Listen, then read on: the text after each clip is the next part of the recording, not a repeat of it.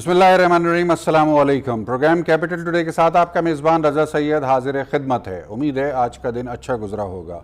नाजरीन, मुल्क के पाकिस्तान के अवाम के सबसे बड़े क्या मसाइल हैं, इस मौजू के ऊपर गुफ्तगू करने की आज हम कोशिश करेंगे। गुरबत या मईशत, तालीम, सेहत आम्मा, ये तीन बड़े मसाइल जिनका पाकिस्तान के अवाम को गुज़िश्ता तकरीबन 72 साल से सामना है। सूरत हाल वक्त गुज़रने के साथ बेहतर होने की बजाय मखदूश से मखदूश तर होती चली जा रही है। अरबाब इख्तियार मुख्तलिफ़ अदवार में मुख्तलिफ़ निज़ाम हुकूमत के तहत इन तीन बुनियादी मसाइल के ऊपर अब तक अपनी क्या काविशें कर चुके हैं, उनकी काविशें किस हद तक बराबर रहीं और किस हद तक उसमें कमी कसर नज़र आई, ये एक तवील दास्तान है और ये एक तवील इसके ऊपर मुकालमा है जो कि जारी है। हम कोशिश करेंगे कि आज के अपने पैनल के शुरका की मदद से इस बात का तयन करें कि पाकिस्तान के इन तीन या इसके अलावा चंद एक और जो बुनियादी मसाइल हैं उनको किस तरीके से संभाला जा सकता है और उनको संभालने की ज़िम्मेदारी किस किस के ऊपर आयद होती है। आम तौर से जो गुफ्तगू का अंदाज़ है टॉक शोज़ में, उसमें लगता है ऐसे ही है कि मुल्क के हर मसले और हर मामले की ज़िम्मेदारी हुकूमत वक्त की है या फिर बहुत से बहुत उन सियासी जमातों की है जो पार्लिमान में मौजूद हैं। हम अक्सर व बेशतर अपनी गुफ्तगू में ज़िक्र नहीं करते पाकिस्तान के 21 करोड़ आवाम का कि उनकी अपनी इस सिलसिले में क्या ज़िम्मेदारियां हो सकती हैं, कौन से फ़राइज़ हैं जिनके ऊपर अगर वो दयानतदारी के साथ अमल करें, अपनी ज़ात की हद तक, अपने ख़ानदान की हद तक, अपने कुनबे की हद तक, अपने गली मोहल्ले की हद तक, तो उससे किस तरह से पाकिस्तान के आवाम का मेयार ज़िंदगी, तर्ज़ ज़िंदगी बेहतर बनाया जा सकता है। इन तमाम चीज़ों के ऊपर हम गुफ्तगू की आज कोशिश करेंगे। हमारे साथ मौजूद हैं मवासलाती राब्ते पर सीनियर तज्ज़ियाकार मोहतरम जनाब कमर चीमा साहब। कमर चीमा साहब, अस्सलाम वालेकुम। कमर चीमा साहब, मैं बहुत ही मुख्तसर नोटिस के ऊपर आपसे रिक्वेस्ट की मैंने प्रोग्राम में शामिल होने की, और मैं चाहता हूं कि आपकी ज़बानी हमारे नाजरीन को बराह रास्त मालूम हो। वो कॉन्फ्रेंस जो गुज़िश्ता दिनों हुई जिसमें आप शरीक थे और chief of army staff general Qamar Javed Bajwa ने जिसमें इज़हार ख्याल किया और मुल्की मईशत के हवाले से उन्होंने जो अपनी राय दी, उस हवाले से हमारे नाजरीन को आगाह कीजिएगा। देखिए जैदी साहब, जाहिर बात है तमाम स्टेक होल्डर्स की तरह आर्मी भी एक स्टेक होल्डर है पाकिस्तान के सेटअप में। तो बेसिकली जो आर्मी चीफ का कहना यही था वहाँ पे कि हमें चीज़ों को थोड़ा ओपन अप करना चाहिए और जो ईज ऑफ डूइंग बिजनेस है वो होना चाहिए। ये जो हमें 18 एनओसी लेने पड़ते हैं वो नहीं होने चाहिए। अगर पूरी दुनिया में एक कंप्यूटर, एक शख्स, एक बंदे के साथ और एक रूम में अगर एक कंपनी खुल सकती है तो हम क्यों नहीं कर सकते। और जब तक हम ये एक्सपोर्ट्स नहीं लेके आएंगे, हम कब तक कंज्यूमर इकोनॉमी बने रहेंगे। और हमें जो है वो सिक्योरिटी से डेवलपमेंट की तरफ जाना है, जो कि वो समझते हैं कि अगर हम जाएंगे तो तब ही हम एक अच्छी इकोनॉमी बन सकते हैं। अगर 3500 अरब रुपया हम कलेक्ट करते हैं और हमारा जो टोटल खर्चा है वो 7000 अरब है, तो हम कब तक ऐसे चलते रहेंगे।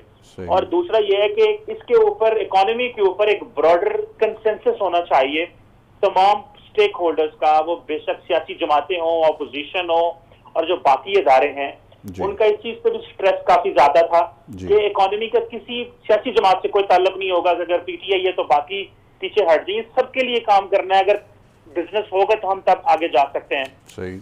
और इसमें उन्होंने ये भी कहा कि कमर चीमा साहब, कतई कलामी की माजरत, क्या कहा जा सकता है कि उन्होंने जो कहा उसको किसी हद तक मीसाक़े मईशत के उस कॉन्सेप्ट के साथ भी रिलेट किया जा सकता है जिसकी बाज़गश पार्लियामेंट के फ्लोर के ऊपर अक्सर सुनने को मिलती रही है?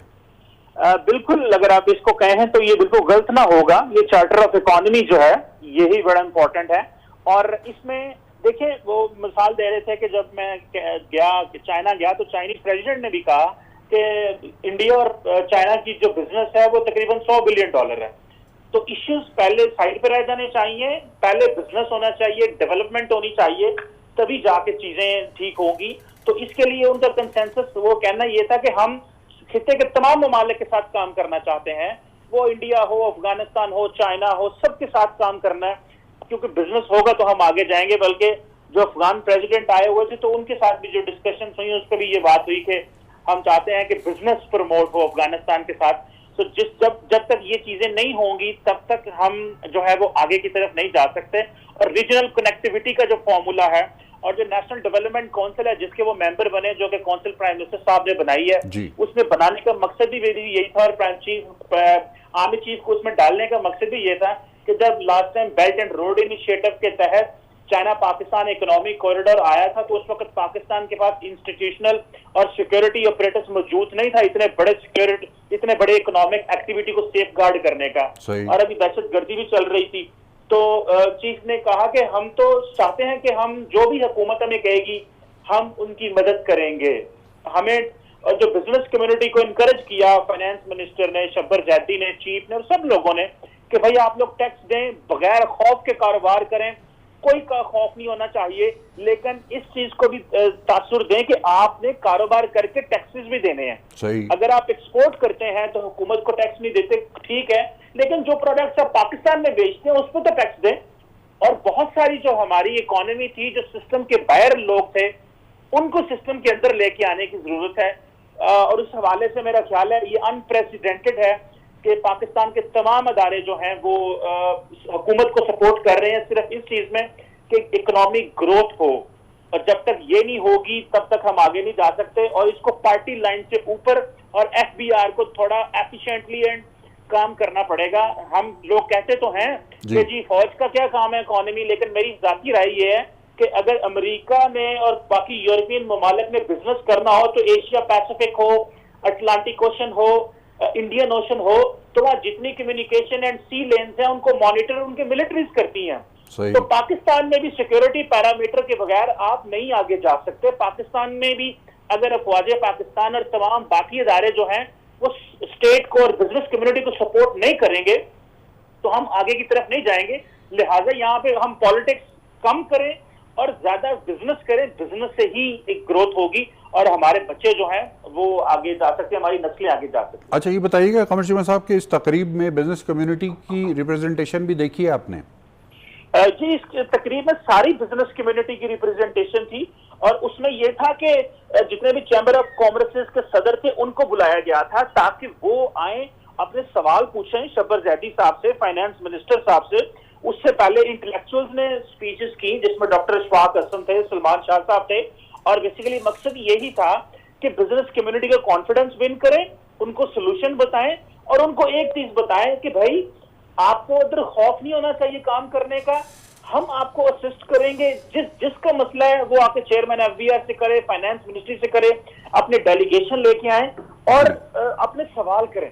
بلکہ وہاں پہ صرف ایک میرا خیال ہے ایک انوائرمنٹ پرووائڈ کیا گیا تھا ہماری نیشنل ڈیفنس یونیورسٹی کی طرف سے, جہاں پہ اسٹیک ہولڈر بیٹھے آ کے, تاکہ آرمی چیف بھی بیٹھے ہوں وہاں پہ, فائنانس کے لوگ, ٹیکسیشن کے لوگ, اور چیمبر آف کامرس کے نیشنل لیول کے جتنے صدر تھے. اچھا شیما صاحب اس میں ایک سوال اور ہے ضمنی طور پر جو ذہن میں آ رہا ہے, وہ ایک ظاہر ہے کہ آپ سیاست کے اوپر بھی گہری نظر رکھتے ہیں اور تجزیہ کرتے ہیں.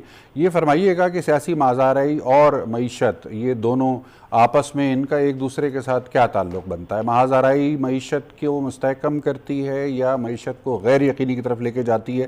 اس کا جواب میرا خیال ہے پاکستان کا ہر شہری جانتا ہے. سوال یہ ہے کہ اگر پاکستان آرمی اس حوالے سے انیشیٹو لے چکی ہے تو کیا یہ میسج تمام سیاسی جماعتوں کو جا چکا ہے لاؤڈ اینڈ کلیئر کہ اب ایسی سیاسی مازادرائی کی فضا کا مزید اس ملک کو متحمل نہیں بنایا جا سکتا کہ جس کے نتیجے میں معیشت کے انڈیکیٹرز مسلسل زوال کی طرف جا رہے ہیں؟ بالکل صحیح بات آپ نے کہا کہ دیکھیں جب تک آپ کے پاس اکانومی نہیں ہوگی, آپ دیکھیں آپ کے پاس پولیٹیکل سٹیبلٹی آ گئی ہے.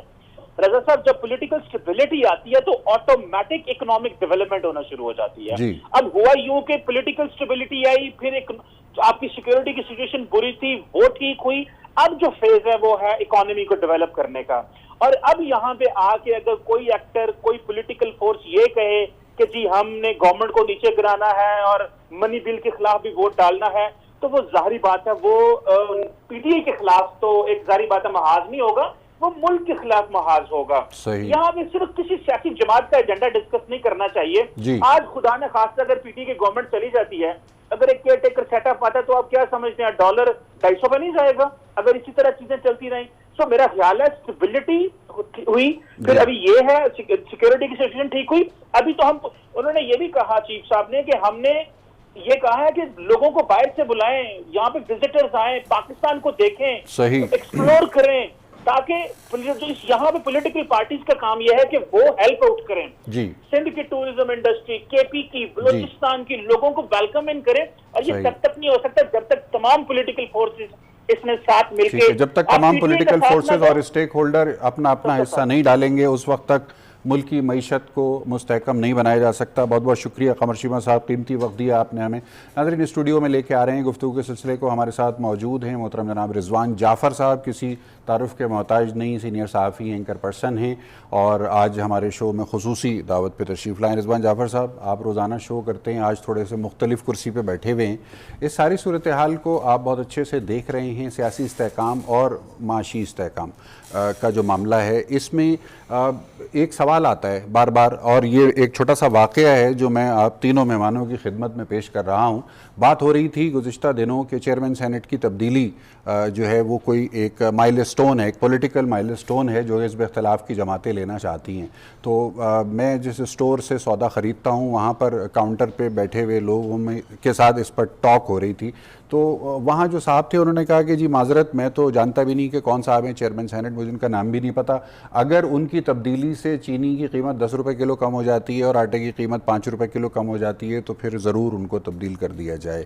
کیا کہیں گے اس کے اوپر آپ؟ پبلک سینٹیمنٹ کس حد تک الائن ہے پولیٹیکل ایمبیشنز کے ساتھ اس وقت نظر آتا ہے؟ اچھا جی, سب سے پہلے تو آپ کو بہت بہت شکریہ.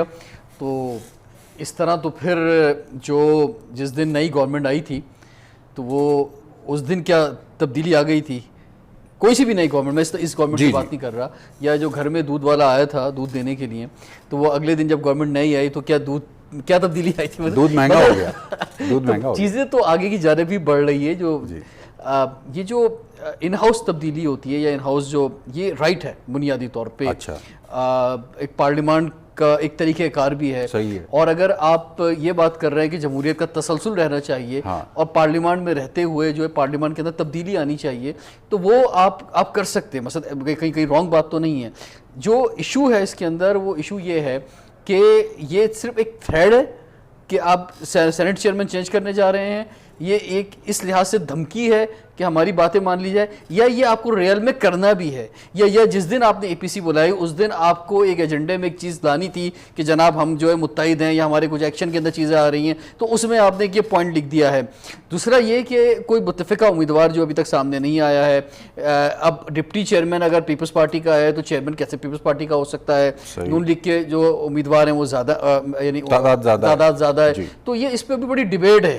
ابھی یہ جسٹ ایک ایسا محسوس ہو رہا ہے کہ یہ ایک پولیٹیکل گین کے لیے یہ چیز ہوئی ہے. اگر اس میں کوئی بات آگے بڑھتی ہے اور کچھ پریکٹیکل سامنے آتا ہے تو پھر ڈیبیٹ اور ہوگی. اور وہ جو آپ کے دکان والے ہیں, ٹھیک ہے, تو ان سے ذرا یہ بھی پوچھیے گا نا کہ وزیر اعظم بدلا تھا تو کیا ہوا ہے, یا اور لوگوں کو تو نام, جہاں تک بات ہے سر میں آپ کو بتاؤں, نام لوگوں کو بہت پتہ ہے. پاکستان میں ہر چوک پہ, ہر چائے کے ہوٹل پہ ہمارے تو جو تبدیلی مختلف جگہوں پہ آتی ہے, عہدے چینج ہوتے ہیں, چھوٹے چھوٹے عہدوں پہ ان کی ہیڈ لائن جب لگتی ہے, یا بڑے بڑے عہدوں پہ جو لوگ چینج ہوتے ہیں ان کے بھی نام پتہ ہوتے ہیں. اچھا ٹھیک ہے, ہمارے ساتھ موجود ہیں سینئر صحافی, کسی تعارف کے محتاج نہیں, محترم جناب رضا رومی صاحب. رضا رومی صاحب, آپ پاکستان تشریف لائے اور آپ نے ہمارے پروگرام میں ناظرین کے لیے وقت نکالا, آپ کا بہت شکریہ. ہم آج کا اوورآل جو گفتگو کا موضوع ہے وہ کہ پاکستان کے عوام کو درپیش 3 بڑے 4 بڑے جو مسائل ہیں وہ کیا ہیں. مسائل تو شاید لوگوں کو پتہ ہیں, سلوشن کیا ہو سکتا ہے اس کا. یعنی میں اب تبدیلی گفتگو میں بات کہی تھی کہ ہم ہمیشہ سلوشن کے لیے حکومت یا زیادہ سے زیادہ پارلیمنٹ میں موجود سیاسی جماعتوں کو ہی نیم اور شیم کر رہے ہوتے ہیں, لیکن سلوشن کا حصہ بننے کے لیے شاید پورے 21 کروڑ پاکستانی اسٹیک ہولڈر ہیں. ان تک یہ بات کنوے ہو جائے کہ وہ اپنی زندگی میں کس قسم کی تبدیلیاں لا سکتے ہیں کہ جس سے ان کا ذاتی معیار زندگی بہتر ہو سکے, ان کے خاندان کا, ان کے کنبے کا, ان کے محلے کا, ان کی گلی کا جو آؤٹ لک ہے وہ امپروو ہو سکے. اس حوالے سے کیا مشورے ہیں جو آپ دے سکتے ہیں ان کو ہماری اسکرین کے توسط سے؟ دیکھیے, شکریہ آپ نے مجھے دعوت دی, اور یہ آپ نے جو مسئلوں کی بات کی ہے یہ تو ایک بہت طویل فہرست ہے, آپ کے بھی علم میں ہے, ناظرین کے بھی علم میں ہے. لیکن اگر آج کے حالات میں دیکھا جائے تو سر فہرست جو اس وقت مسئلہ درپیش ہے پاکستان کو وہ معیشت کا ہے, جس میں کہ معاشی ترقی جو ہے وہ نیچے کی طرف جا رہی ہے. بے روزگاری یوں سمجھیے پاکستان کا ایک سب سے بڑا مسئلہ ہے, کیونکہ جو ہمارے ہاں ایک یوتھ بلج آیا ہے پچھلے 15-20 سال میں, اس وقت سالانہ لاکھوں کی تعداد میں نوجوان جو ہیں وہ لیبر مارکیٹ میں آ رہے ہیں اور نوکریاں نہیں ہیں. اور اگر اکانومی جو ہے وہ اسی طرح سکڑتی رہی تو وہ نوکریاں کہاں سے آئیں گے؟ وہ نوکریاں نہیں ملیں گی تو وہ نوجوان کیا کریں گے؟ وہ کہاں جائیں گے اور وہ کیا کھائیں گے؟ وہ کیا ان کا خواب ہوگا؟ تو سر فہرست اس وقت بے روزگاری کا مسئلہ ہے جو کہ معیشت سے جڑا ہے ڈائریکٹلی. دوسری بات جو آپ نے بات کہی وہ یہ ہے, وہ بھی یہی مسئلہ بن رہا ہے کہ مہنگائی کا جو مسئلہ ہے. ابھی آپ نے کہا میں کافی مہینوں کے بعد آیا اور جس طرح سے گیس, بجلی, کھانے پینے, ٹرانسپورٹ, ہر چیز کے نرخ جو ہیں ان میں اضافہ ہو چکا ہے. اور وہ اور قطع کلامی کی معذرت, آپ نئے پاکستان میں پہلی مرتبہ آئے ہیں؟ نہیں, میں پہلے بھی آ چکا ہوں نئے پاکستان میں, اور یہ کہ اور بڑی توقعات کے ساتھ آیا ہوں, دوبارہ 2-3 بار آ چکا ہوں. تو بات یہ کہ وہ مہنگائی کا جو مسئلہ ہے, اب اس کا پرابلم یہ ہے کہ وہ عام آدمی جن کی تنخواہیں, ابھی دیکھیے منیمم ویج کوئی 17-18 ہزار روپیہ فکس کیا گورنمنٹ نے. آپ مجھے بتائیے کیا 18 ہزار روپے میں ایک خاندان یا ایک شخص بھی گزارا کر سکتا ہے؟ اس کا جواب نفی میں ہے. تیسرا بڑا مسئلہ آپ نے جو کہی وہ ماحولیات کا ہے. پاکستان ماحولیاتی تبدیلی کی جو 10 ممالک ہیں دنیا میں, ان ٹاپ 10 میں سب سے زیادہ ولنریبل ہے. یہاں پر سیلاب بھی آ چکے ہیں, یہاں پر آپ نے دیکھا ہے کہ خشک سالی بھی کئی جگہوں پر ہے, پانی کے ذخائر جو ہیں وہ کم ہو رہے ہیں, ان کے اوپر بار بار بات ہوتی ہے. گلیشیئر ہمارے میلٹ ہو رہے ہیں اور ہم نے اس طرف بالکل توجہ نہیں دی. ہم نے اپنے درخت کاٹ کر یوں سمجھیے کہ ماحول کو اور خراب کر دیا. اور اگر آپ دیکھیں کہ شہروں کا جو حال ہے, کہ لاہور جو ہے, آپ اعداد و شمار دیکھیں کہ کتنے سالوں سے لاہور دنیا کے ٹاپ 3 یا 4 پولیوٹڈ شہروں میں سے ہے. لاہور, فیصل آباد, پشاور اور دیگر اور فیصل آباد. اب بات یہ کہ آپ اگر اس ہوا میں آپ کے بچے پلے بڑھیں گے تو وہ سگریٹ پینے سے نہیں مریں گے, وہ اس ہوا کو بریتھ کرنے سے ان کو بیماریاں لاحق ہو جائیں گی. چوتھا مسئلہ جو آپ نے چونکہ 4 کہے تھے, میں 4 پہ اکتفا کروں گا, اور چوتھا ہے مقامی حکومتوں کا. مقامی حکومت ایک ایسا سٹرکچر ہے جو کہ عوام کو ڈائریکٹلی فیسیلیٹیٹ کرتا ہے, عوام کے مسائل کو حل کرتا ہے, عوام اور ریاست کے رشتے کو جوڑتا ہے. اس پر ہمیشہ لپ سروس دی جاتی ہے. پچھلی گورنمنٹس نے اس کے اوپر جو ہے توجہ نہیں دی. پہلے پی پی پی کی گورنمنٹ تھی, انہوں نے تو الیکشن بھی نہیں کروائے. بعد میں پی ایم ایل این کی جو گورنمنٹ ہے اس میں کچھ پیش رفت ہوئی شروع سپریم کورٹ کی مداخلت کے بعد, سپریم کورٹ کی مداخلت پہ اور دیگر, لیکن وہ بڑی ہی کمزور قسم کی مقامی حکومتیں آئیں. اور اب ماشاءاللہ اس گورنمنٹ نے آتے ان کو بھی فارغ کر دیا, چونکہ وہ نون کی ہیں یا ایکس کی ہیں یا وائی کی ہیں. یہ بڑی دلچسپ بات کی آپ نے کہ وہ موجودہ جو حکومت آئی ہے, وعدہ تو ان کا یہ تھا کہ وہ ریفارمز لے کر آئیں گے, لیکن فی الحال انہوں نے ایڈمنسٹریٹر لگا دیے 1 سال کے لیے. گفتگو کے سلسلے کو جاری رکھیں گے ایک مختصر وقفے کے بعد.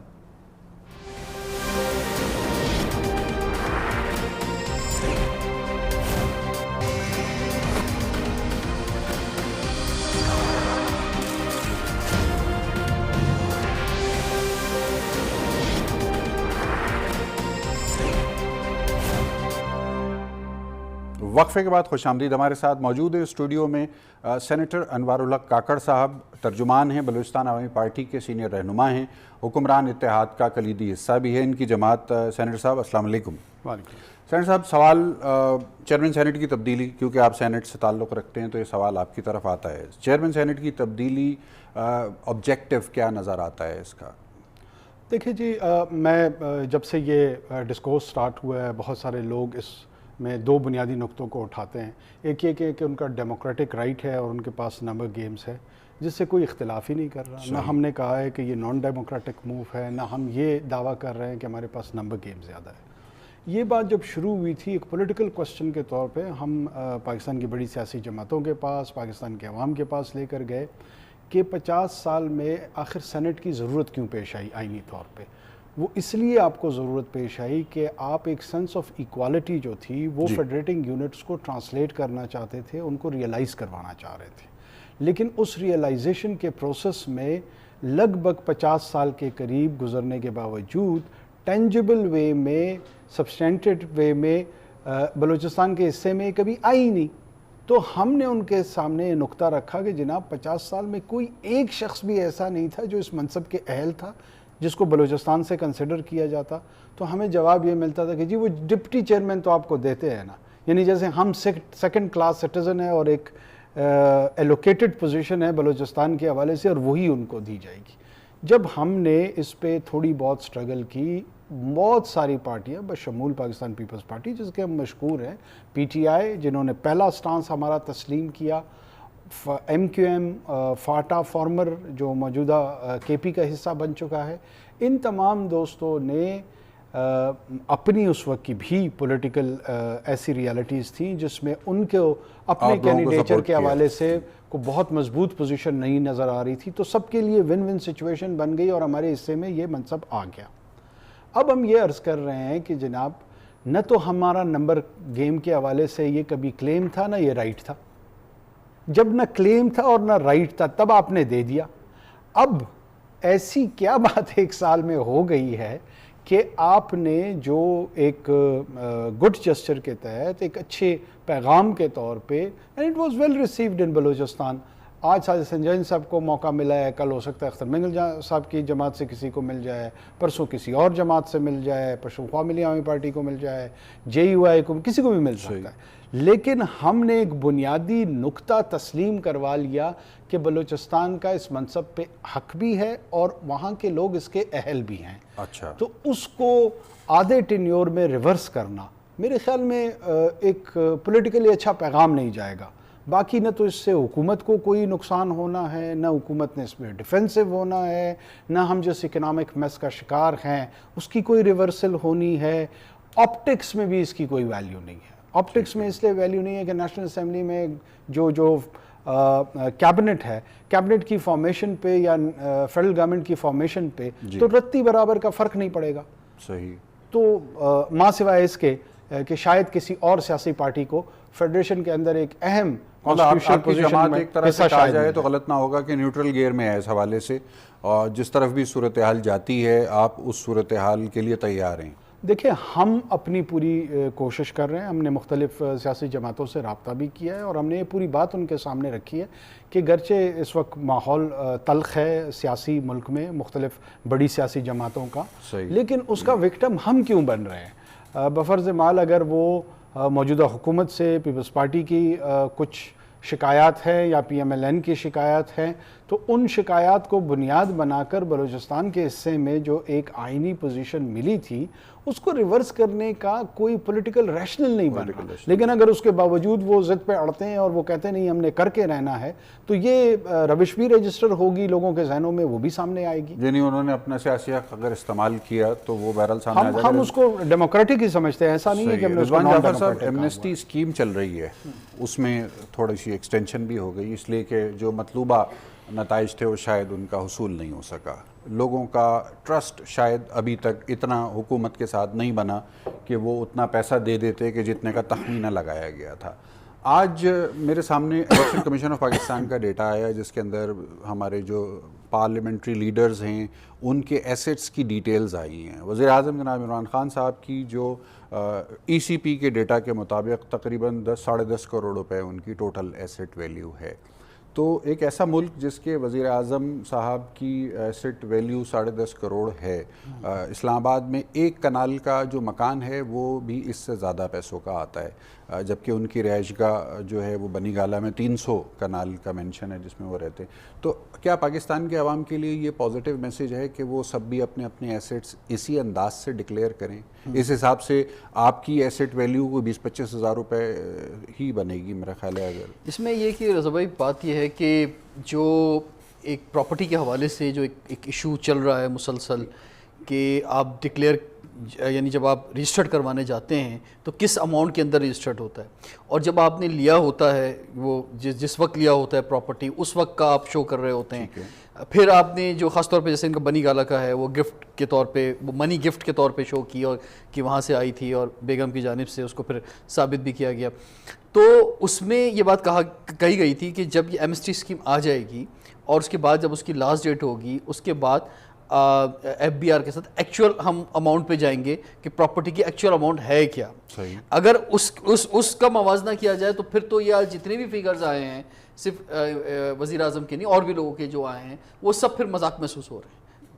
تو اس میں ایک کرائٹیریا سیٹ کرنا ہوگا ایف بی آر کو, اور خاص طور پہ جو بلڈنگ کنٹرول اتھارٹیز ہیں اور اس میں مختلف جو ہے وہ کلاسز بنائے گئے ہیں, اے بی سی ڈی علاقے وائز جو ہیں کیٹیگریز جو بنائی گئی ہیں, تو اس میں تو یہ واضح پھر کرنا پڑے گا. پھر تو ہر شخص پھر اسی طرح سے بات کرے گا اور اسی حساب سے پھر وہ ٹیکس بھی دے گا اور اپنی ویلیو بھی اسی حساب سے بتائے گا. جہاں تک آپ نے بات کی بزنس کمیونٹی کے اعتماد کی, تو بزنس کمیونٹی کے ساتھ میں نے بہت پروگرام کیے ہیں اس موجودہ سیزن کے اندر, چھوٹے کاروباری طبقوں کے ساتھ بھی, فیڈریشن کے ساتھ بھی, کراچی چیمبر کے ساتھ بھی, مختلف چیمبرز کے ساتھ بھی. تو اعتماد کا بہت بڑا فقدان ہے. وجہ کیا ہے؟ وجہ یہی ہے کہ جو آپ منشور دیتے ہیں اپنا, جو آپ بول رہے ہوتے ہیں, اس سے آپ یعنی پھر اب میں وہ کہوں گا پوزیشن تبدیل کر لیتے ہیں. یوٹرن ایک اچھی بات بھی ہے, چلیں وہ بقول وزیر اعظم کے تو وہ اپنا یوٹرن پہ یوٹرن لیتے چلے جاتے ہیں. تو اعتماد پایا نہیں جاتا مارکیٹ میں, کہیں بھی اعتماد پایا نہیں جاتا. اگر آپ یہ کہیں گے کہ جس کے 5 لاکھ اماؤنٹ بینک کے اندر ہیں اور 5 لاکھ سے اوپر کسی کے اگر بینک میں ہوں گے تو ہم چیک کریں گے کس کے ہیں, تو اس کا مطلب آپ نے مارکیٹ کا ٹرسٹ جو ہے وہ نکال دیا بالکل. آپ یہ کہیں گے کہ جناب آپ چھوٹی سی لین دین بھی اگر کرتے ہیں تو اپنا سی این آئی سی کاپی آپ لیں گے. مارکیٹ میں مثلا ایک دیکھیں جسم میں جس طرح خون ہوتا ہے اور وہ پورا گردش کرتا رہے تو جسم چلتا رہتا ہے, اسی طرح سے پیسے کا بھی جو ایک پورا گردش ہوتی ہے جو معاشرے میں چلتی ہے. ہم یہ دیکھ رہے ہیں کہ پچھلے 3-4 مہینوں سے خاص طور پہ وہ گردش رک گئی ہے. نہ بلیک منی چل رہا ہے مارکیٹ میں, نہ مطلب ہر طرح کا پیسہ رک گیا ہے. تو اور پھر جو وہ انڈسٹری کہ جس کی وجہ سے زیادہ روزگار ملتا تھا, خاص طور پہ ہاؤسنگ کی انڈسٹری ہے یا اور دوسری انڈسٹریز آپ لگا لیں, یا وہ 6 انڈسٹریز جن پہ 17% ابھی ٹیکس لگا ہے, اس کی روٹیشن جو ہے وہ رک گئی ہے. تو اس کو ضروری یہ ہے کہ آپ یہ بہت سارے کام کریں, سب کچھ کرنا ہے آہستہ آہستہ کریں. جسم میں خون کی روانی جب رک جاتی ہے تو کچھ تھوڑی ہلکی پھلکی مالش کر کے اس کو بحال کر لیا جاتا ہے. میں جب دوبارہ آپ کے پاس آؤں گا تو میں آپ سے چاہوں گا کہ آپ ناظرین کو مشورہ دیں کہ وہ کس طرح سے معیشت کے پہیے کو چلا سکتے ہیں. رضا رومی صاحب, آپ سے میں ایک بہت ہی مختلف نوعیت کا سوال آپ کے لیے لے کر آیا ہوں, ابھی آیا ہے میرے ذہن میں. ٹرمپ صاحب سے اگر کمپیریزن کیا جائے خان صاحب کا تو کیا کیا سملیرٹیز آپ کو نظر آتی ہیں؟ دیکھیں یہ سملیرٹیز جو ہے یہ ڈاکٹر ہڈ بوائے نے اس کے اوپر ایک مضمون بھی لکھا تھا, بڑا مقبول ہوا تھا, اور کچھ حد تک تو سملیرٹیز ہیں, لیکن میرے خیال سے اس کو زیادہ اوور پلے نہیں کرنا چاہیے, کیونکہ عمران خان صاحب جو ہیں وہ بالکل فرق نوعیت کے ایک لیڈر ہیں. عمران خان صاحب جو ہیں ان کا جو پبلک میں ٹرسٹ ہے, جو جس طرح سے عوام اور پاکستانیوں نے ان کو دل کھول کے ہمیشہ ہر موقع پہ مدد کی ہے, یعنی ان کی شہرت ایمانداری کی ہے, ایمانداری کی بھی اور انسپریشن کی ہے. دیکھیے عمران خان ایک اصلی ہیرو ہے, کرکٹ کا ورلڈ کپ جیتا, ہسپتال بنایا, یونیورسٹی بنائی, سیاست میں لگے رہے, ایمانداری کی سیاست کو وہ ہمیشہ اس کی بات کرتے رہے, کبھی پیچھے نہیں ہٹے. وہ اور بات ہے کہ اب انہوں نے کمپرومائزز کی ہیں پاور میں آنے کے لیے, وہ ایک الگ کہانی ہوتی ہے. سیاست میں آپ کمپرومائز اور پاور میں آپ آ ہی نہیں سکتے. تو ٹرمپ اس کے برعکس تو ایک یوں سمجھیے کہ تھوڑے سے وہ جعلی قسم کے آدمی ہیں نا, کہ وہ تو ایک ریئلٹی ٹی وی کے شو کے وہ سٹار تھے, اور وہ ہمیشہ انہوں نے بلڈنگز بنائی ہیں بڑی بڑی, لیکن وہ ہمیشہ اپنی مالیت بھی نہیں بتاتے, ٹیکس کے اثاثے بھی نہیں شو کرتے, اور ہمیشہ وہ جسے ہم پنجابی میں کہتے ہیں پھڑے مارتے ہیں. تو عمران اور ان کا مقابلہ میں سمجھتا ہوں انفیئر ہے. ٹویٹ کی سیاست یا نی جرک ریئیکشن کی جو سیاست ہے اس میں کیسے اچھا, اب جہاں پہ آپ سملیرٹیز کی بات کریں تو وہ دونوں پاپولسٹ ہیں, یعنی کہ وہ شاید اس لیول کے اوپر بالکل وہ ہے کہ جو شیلے نعرے لگانے, ٹویٹ پہ کہہ دینا, جیسے کہنا کہ میں چھوڑوں گا نہیں ان کو. عمران خان صاحب کی جو الفاظ ہوتے ہیں, یا وہ میں پھینٹا لگاؤں گا بلے سے کنٹینر کے اوپر, وہ کہتے تھے, یہ بہت ہی مقبول اور جوشیلے نعرے ہوتے ہیں عوام میں. اور ٹرمپ بھی ایسی باتیں کرتا ہے, اور اگر آپ دیکھیں تو ایردوان جو ہیں ٹرکی میں, وہ بھی ایسی باتیں کرتے ہیں. دنیا بھر میں یہ ایک ویو ہے اس وقت, یہ صرف عمران خان یا ٹرمپ پہ لمیٹڈ نہیں ہے. بہت سارے بر اعظموں میں اگر آپ دیکھیے تو وہاں پہ پاپولزم جو ہے اس کے نام پر اب سیاست ہو رہی ہے. عوامی جذبات. اب دیکھیے نا, جیسے اب یہاں کہا جاتا ہے کہ جی ہم چھوڑیں گے نہیں, سب چوروں کو لٹکا دیں گے, اندر کر دیں گے اور وغیرہ وغیرہ. اب کیسے کریں گے؟ یہی عدالتیں ہیں, یہی نیب ہے, یہی نیب ہے اور یہی عدالتیں جو ہیں انہوں نے 11 سال. دیکھیے زرداری صاحب کو 1990 میں پہلا ریفرنس بنا اور 2017 میں کوئی سینکڑوں درجنوں ریفرنسز جو ہیں ان میں وہ بری ہو گئے یکایک, اور وہ سارے بھول کے اب نیا ایک آ گیا اومنی والا. اب بات یہ کہ یہ سسٹم جب تک نہیں بدلے گا, یہ ادارے مضبوط نہیں ہوں گے, تو پھر یہ بات ایک نعرہ رہ جاتی ہے نا کہ اگر ہم یہ بات کریں ہاں ہم اپنی عدالتوں کو ٹھیک کریں گے, ہم نیب کی کیپیسٹی بڑھائیں گے, ہم نیب میں 400 پروسیکیوٹر بھرتی کریں گے, وائٹ کالر کرائم کے اسپیشلسٹ لائیں گے, تو پھر تو بات بنتی ہے.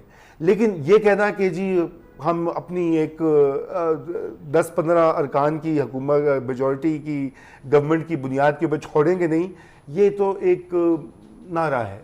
اور یہ کس حد تک یعنی بہت زیادہ پریکٹیکل نہیں لگتا؟ جی پریکٹیکل نہیں ہوتا نا, کیونکہ دیکھیے پریکٹیکل چیز وہ ہوتی ہے جو شخصی سیاست نہیں ہوتی, وہ اداروں کی سیاست ہوتی ہے.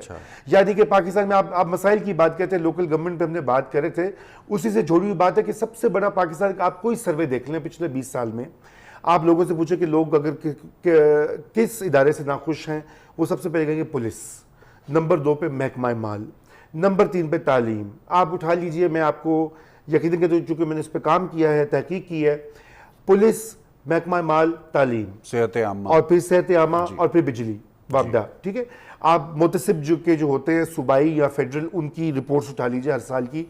اب یہ ہے عوام کے کام کرنے والے ایشوز. اب مجھے بتائیے 11 مہینے میں پولیس کا نظام جو ہے پنجاب میں, اس میں کوئی تبدیلی آئی؟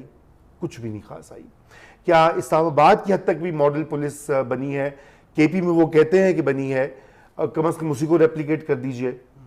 تو بات یہ کہ لوگوں کی اصل ضروریات, اصل کرپشن جو ہے وہ اس آدمی کو جو ناکے پہ 5 روپے 50 روپے 100 روپے دیتا ہے, جو شناختی کارڈ یا کسی اور چیز کے لیے اس کو کچھ سفارش یا رشوت یا obstruction کا سامنا کرنا پڑتا ہے اپنے بچے کو داخل کرانے کے لیے, یا حتیٰ کہ ایون سرکاری ہسپتالوں میں دوائی اور علاج کے لیے. کاکڑ صاحب زیادہ بہتر بتائیں گے جو بلوچستان میں حالات ہوتے ہیں, جتنی کرپشن وہاں پہ رہی ہے, لوگوں کے عام ایشوز. اور یہ بات ٹھیک ہے کہ زرداری کا اور نواز شریف کا اور XYZ کا بالکل کڑے سے کڑا احتساب ہونا چاہیے, مگر جو اصل احتساب اور اصل چیز ہے وہ لوور لیول کی بیوروکریسی ہے, وہ مقامی حکومتیں ٹھیک کرتی ہیں.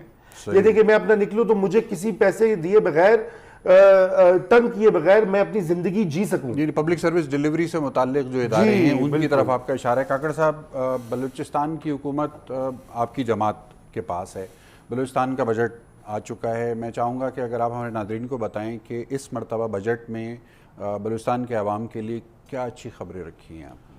دیکھیں بلوچستان کے حوالے سے میں سمجھتا ہوں کہ اس دفعہ ہسٹوریکل اس سینس میں ہے کہ آلموسٹ 100 بلین روپیز کا ہمارا ڈیولپمنٹ بجٹ ہے, نان ڈیولپمنٹ کے علاوہ. ہمارا پاورٹی ایلیویشن کے لیے ایک اسپیشل سیل ڈیزگنیٹ, اور یہ پچھلے سال سے زیادہ ہے آپ کا اس سال کا ڈیولپمنٹ بجٹ؟ جی لگ بھگ کوئی 40 ارب روپے زیادہ ہیں. ہمارے ہاں ایک مین ڈیول کیریج وے جو بٹوین کراچی ٹو چمن, ہمارا جتنا آٹو موبائل کا ٹرانسپورٹیشن ہے وہ اسی روڈ پہ 80% ہے. اس کی ڈیول کیریج وے جو ہے نا وہ ہمارے لیے, آپ بلوچستان کے عوام کی کوئی 70% پاپولیشن میرے خیال میں ان کی زندگیوں پہ ڈائریکٹ اکنامک امپیکٹ اس کا آتا ہے. یہ فیڈرل فنڈڈ پروجیکٹ ہوگا؟ وہ NHA سے ہے, تو وہ اس 100 ارب کے علاوہ ہے, لیکن میں وہ بڑے پروجیکٹ کا تذکرہ کر رہا ہوں. پاورٹی ایلیویشن کے حوالے سے ہماری ایک سیل بنایا ہے جس کو شاید ہم اس کو سینکرونائز کریں آگے جا کے اساس پروگرام کے ساتھ. فار دا فرسٹ ٹائم کسی نے سوشل انڈیکیٹرز کے حوالے سے پاورٹی ایلیویشن سیل کانسٹیٹیوٹ کی ہے, اور وہاں پہ وہ clean drinking water, health, education, ان کو فوکس کر کے انٹرنیشنل ڈونرز کے ساتھ ان کی ریسورس موبلائزیشن, ہمارے پاس جو اویلیبل ریسورس ہے ان کو دیکھ کے ٹارگٹ ایریا کتنے بینیفیشریز ہوں گے, یہ سول سوسائٹی کے پیٹرن پہ گورنمنٹ نے ایک انیشیٹو لیا ہے کہ ان کے ساتھ کولیبریشن میں ہم یہ کام کریں, جو کہ میں سمجھتا ہوں کہ پہلے کبھی حکومتوں میں اس طرح کی اپروچ دیکھنے میں نہیں آئی. چیف منسٹر کو اگر کریڈٹ ہم یہاں نہ دیں تو زیادتی ہوگی. چیف منسٹر صاحب کے ساتھ تو ہم پروگرام کریں گے جس کا آپ کا ہمارا وعدہ بھی ہے, گفتگو کے سلسلے کو جاری رکھیں گے ایک مختصر وقفے کے بعد.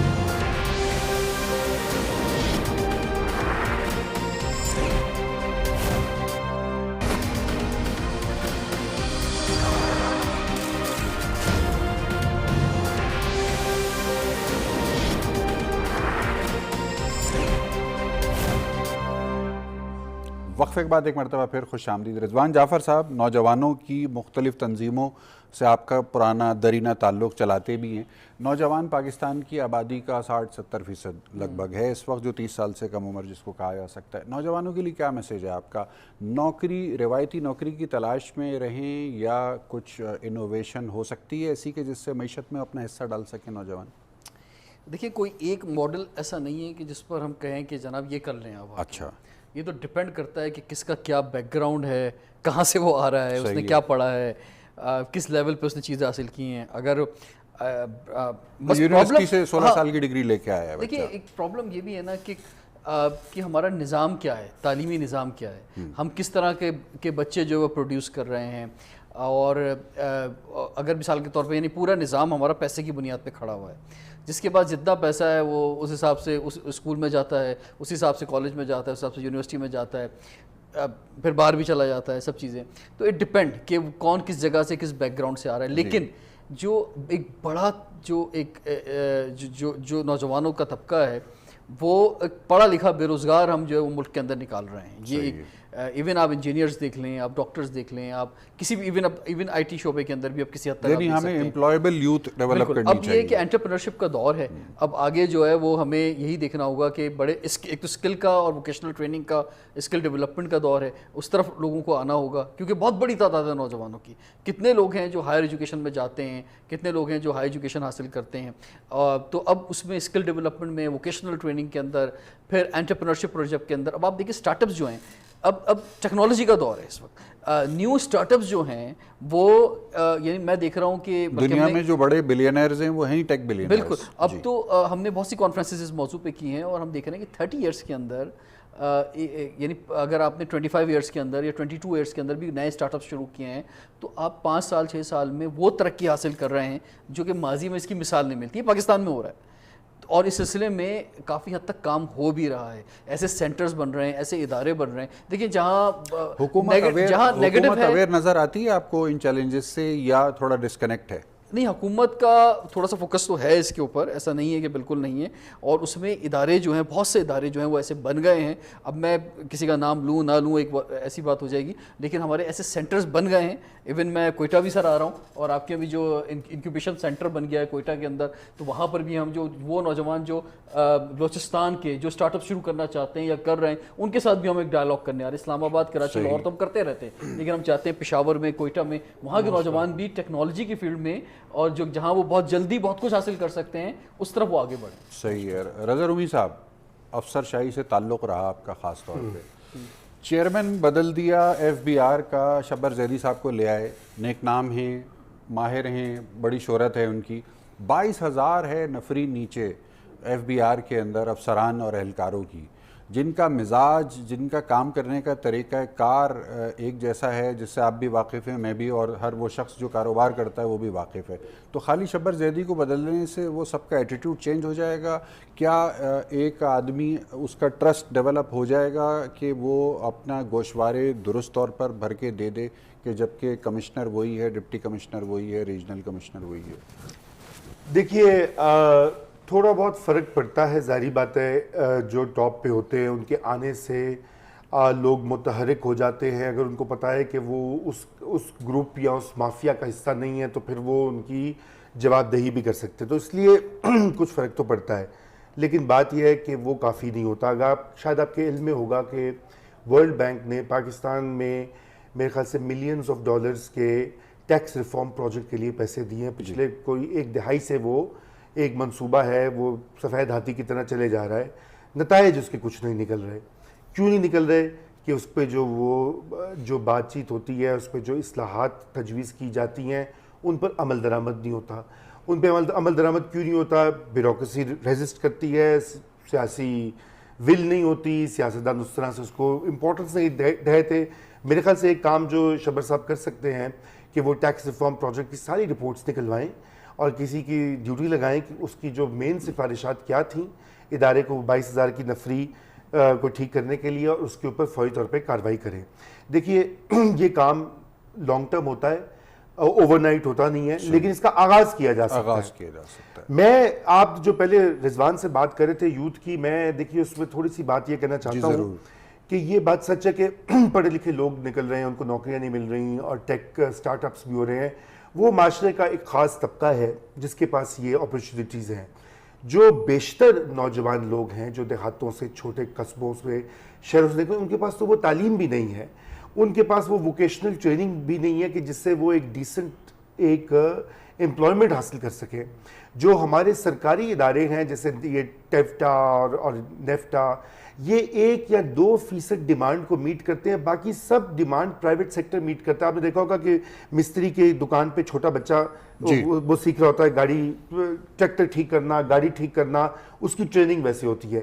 ہمیں ہنگامی بنیادوں پہ بلکہ انقلابی بنیادوں کے اوپر ملک میں ووکیشنل ٹریننگ سینٹرز کا جال بچھانا ہے تاکہ اس سے ہم ہنرمند ورکرز پیدا کریں جو پاکستان میں ان کی کھپت ہو، پاکستان سے باہر کھپت ہو اور نوکریاں ملیں اور لوگوں کے گھر چلیں.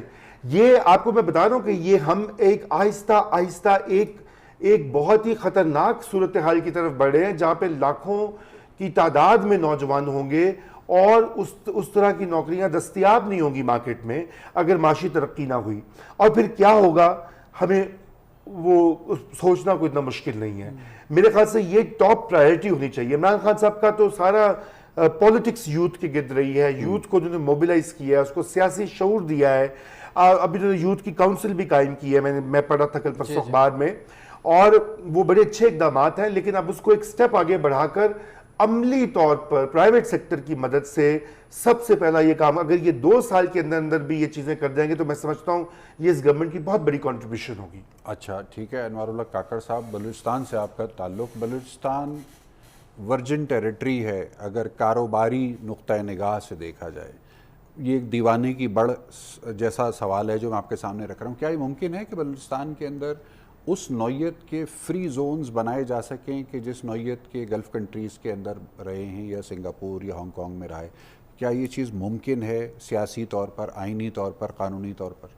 جی، اس سے پہلے میں اس پہ بھی ایک کامنٹ کرنا چاہوں گا. یہ بات درست ہے کہ ہم جب بھی اپنی ڈیموگرافی کی گروتھ کو دیکھتے ہیں اس میں ایک پہلو ڈینجر کا ہے، ساتھ میں اپرچونٹی بھی ہے. ایشو یہ ہے کہ ہم نے صرف ڈومیسٹک لیبر ڈیمانڈ کو ریک کے اپنی پلاننگ اور تھنکنگ نہیں کرنی ہے. جو گلوبل لیبر ریکوائرمنٹس ہیں، اگر اس کو دیکھتے ہوئے آپ سیمی اسکلڈ لوگ اور اسکلڈ دونوں کی کیٹیگریز رکھیں. آپ کے شیفس کی دنیا میں، ہاسپٹیلٹی انڈسٹری میں لوگوں کی ریکوائرمنٹ ہے. ایک ویٹر اگر پراپرلی ٹرینڈ ہے اور وہ جی سی سی کنٹریز میں یا اس میں ملیشیا میں، سنگاپور میں، یورپین کنٹریز میں کہیں بھی چلا جاتا ہے تو وہ آپ کا ایسٹ، قطر میں بڑی ڈیمانڈ ہمارے پاس آئی ہے. تو یہ ہیومن ریسورس آپ کا لائبلٹی سے کنورٹ ہو جائے گا ایسٹ میں. آپ کے پاس نیچرل ریسورس ہے، آپ کے پاس ہیومن ریسورس ہے. ان دونوں سے مل کے آخر جب بھی ہم جی ڈی پی کی بات کرتے ہیں، گروتھ ہماری کیسے ہوگی؟ مینوفیکچرنگ سیکٹر تو ایک ہے، ہمارے پاس ایک ہیوج انکلٹیویٹڈ لینڈ پڑا ہوا ہے بلوچستان، اس میں لیڈ رول میں ہے. اور ہمارے پاس مس مینجمنٹ آف واٹر ریسورس، وہ سب کو پتہ ہے کہ یہ ایک ایشو ہے. اب کنیکٹ کیا کرنا ہے کہ آپ نے یہ جو مس مینج ریسورس آف واٹر ہے اس کی ٹرانسپورٹیشن کرنی ہے ٹورڈز دا انکلٹیویٹڈ لینڈ. انوویشن موجود ہے، سائنٹیفک نالج موجود ہے، آپ نے ان کو ڈاٹس کنیکٹ کرنے ہیں اور اس کو امپلیمنٹیشن کی فیز میں لانا ہے. لیکن سر بلوچستان، قطع کلامی کی معذرت، بلوچستان کا میسج دنیا میں اس طرح کا پیش آ رہا ہے یا کوشش کی جا رہی ہے کہ اسٹیڈیم کے اوپر سے جہاز اڑ رہا ہے اور وہ ڈیفائن کر رہا ہے بلوچستان کو؟ دیکھیں، یہ کرافٹڈ نیریٹو دنیا میں ہر جگہ کام کر رہے ہوتے ہیں. یہ میں ان کو بڑے میری چوائس آف ورڈز جو ہے وہ بڑی کانشیس تھی. کرافٹڈ نیریٹو ہے. بلوچستان کی سو کالڈ انسرجنسی اور آزادی 3-4 جگہوں پہ بہت مضبوط ہے، اس میں مجھے بھی کوئی اختلاف نہیں ہے. ان میں سے ایک ٹویٹر ہے، دوسرا فیس بک ہے، تیسرا جہازوں کے ذریعے ہے. ایک ویڈیو بھی آئی ہے بلوچستان میں جب آپ جاتے ہیں وہاں پہ آپ کو نہیں نظر آتی ہے، باقی ہر جگہ نظر آتی ہے. تو یہ ایک مارجنلائزڈ گروپ یقیناً ہے، 1500-2000 لوگوں کا جنہوں نے ہتھیار اٹھایا ہوا ہے. اور ظاہر ہے وہ انکانسٹیٹیوشنل ہے، نان پولیٹیکل ہے، ان ایتھیکل ہے. پاکستان کے جو قوانین ہیں اس کے مطابق آپ نے اس کو رسپونڈ کرنا ہے، ہینڈل کرنا ہے. وہ بلوچستان نہیں ہے. جو باقی ماندہ ہے وہ بلوچستان ہے. صحیح. اچھا، جو باقی ماندہ بلوچستان ہے وہ 98.9 اور 99% ہے.